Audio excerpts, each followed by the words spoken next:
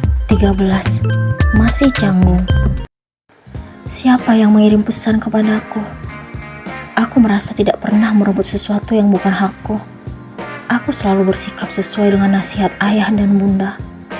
Mungkin nomor yang mengirim pesan itu salah kirim. Bisa saja pesan itu ditujukan bukan untukku. Lebih baik aku mengabaikannya dan memilih merubahkan tubuh supaya besok pagi lebih bersemangat dalam melanjutkan aktivitas. Lagipun, aku harus tampak segar saat Raka menjemputku, karena ia juga selalu kelihatan memesona setiap bertemu denganku. Mulai sekarang, aku harus menyeimbangkan penampilan dengannya. Aku tahu kalau dirinya merupakan CEO di perusahaan keluarganya. Om Wawan dan Tante Widi yang menceritakan tentangnya kepadaku.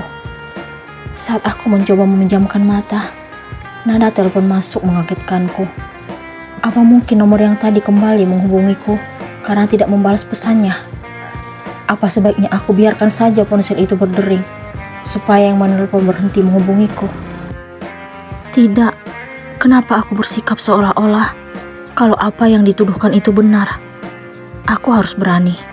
Siapapun dirinya, aku harus memberikan penjelasan kalau aku tidak pernah mengambil milik orang lain. Ia salah menilai orang. Aku juga harus tahu apakah pesan itu benar-benar ditujukan kepadaku atau salah kirim. Aku segera meraih ponsel yang masih berdering di nakas. Aku melihat layar. Ternyata nama Raka yang tertera. Hati ini merasa lega dan tidak memikirkan hal-hal yang aneh lagi. Akhirnya, pria yang aku pikirkan ternyata mengingat calon pendampingnya ini. Halo Pak, aku pun mengangkat telepon. Halo juga, apa saya mengganggu? Sama sekali tidak Pak. Ia tidak tahu kalau aku justru menunggu pesan atau telepon darinya. Kenapa belum tidur? Tadi belum ngantuk Pak. Pas saya mau coba tidur, Bapak nelpon. Maaf, ternyata saya benar-benar mengagalkan waktu tidur kamu. Apa? Raka menggunakan kata kamu kepadaku. Apa ia lupa berbicara dengan siapa? Apa mungkin ia salah telepon orang? Harusnya aku tidak terkejut. Bukankah sekarang aku calon istrinya? Maksudnya bukan seperti itu, Pak. Saya nggak merasa keberatan sama sekali dengan telepon Bapak. Saya justru senang. Apa? Kamu senang? Apa kamu menunggu telepon dari saya? Begini akibatnya, kalau salah penyampaian, Raka pasti berpikiran yang aneh-aneh tentangku. Apa mungkin ia akan menganggapku terlalu mengharapkan dirinya? Bagaimana ini? Kenapa aku tidak berpikir terlebih dahulu sebelum memberikan balasan kepadanya? Maaf Pak, saya coba tidur ya. Besok saya harus ngajar. Aku terpaksa mengalihkan pembicaraan untuk menghilangkan rasa gugupku. Tunggu sebentar, saya mau menyampaikan sesuatu. Ada apa, Pak? Jika ada seseorang yang menghubungi kamu dan mengatakan sesuatu yang tidak penting, abaikan saja. Apa maksud Raka? Apa mungkin ucapannya berkaitan dengan seseorang yang mengirim pesan kepadaku tadi? Maksudnya apa, Pak? Selama ini, saya merasa tidak punya musuh. Saya tahu kamu orang baik. Saya hanya tidak ingin terjadi sesuatu padamu. Apa-apaan ini? Kenapa ucapan Raka terdengar menakutkan? Siapa yang ingin berbuat jahat kepadaku? Seingatku, hanya Mas Arga dan Santi yang selama ini selalu mengusik hidupku. Itu pun bukan karena kesalahanku, tetapi mereka yang berkhianat. Baik, Pak. Aku pun mengiyakan saran dan permintaan Raka. Sekarang, kamu istirahat. Jangan tidur malam-malam. Sampai ketemu besok pagi. Iya, Pak. Kami pun mengakhiri pembicaraan, lalu menutup telepon.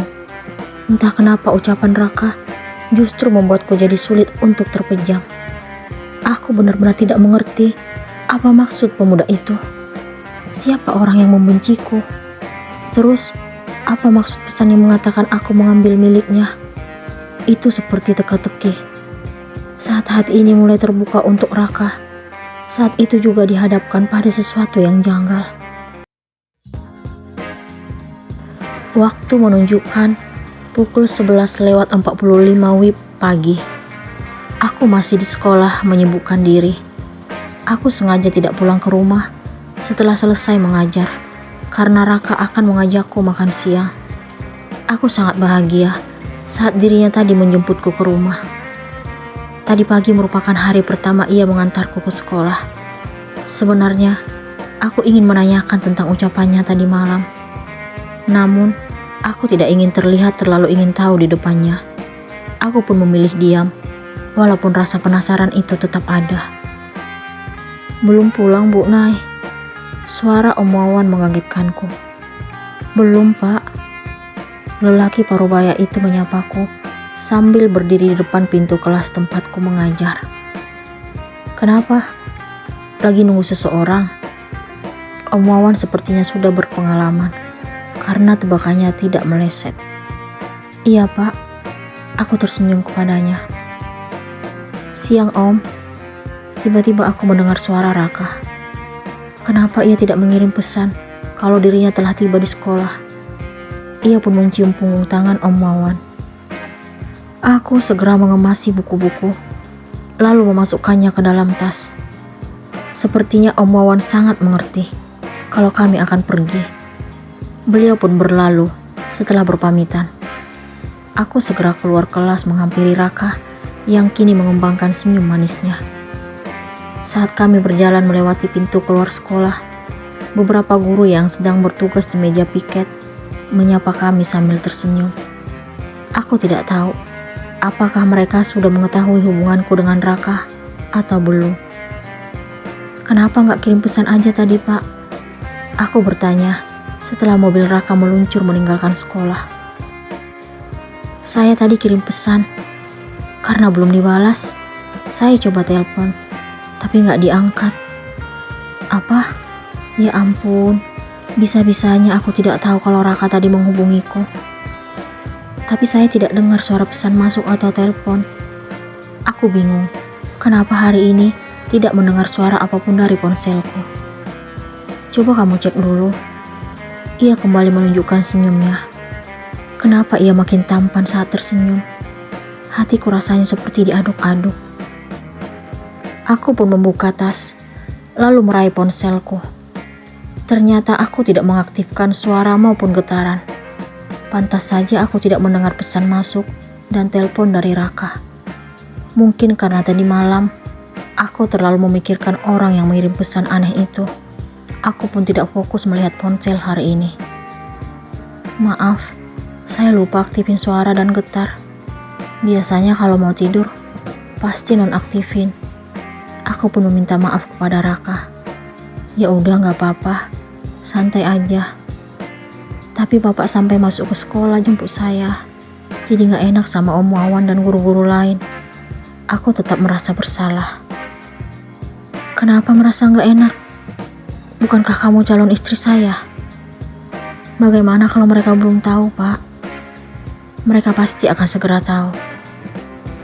Aku tidak tahu harus berkata apa lagi setelah mendengar penjelasan Raka.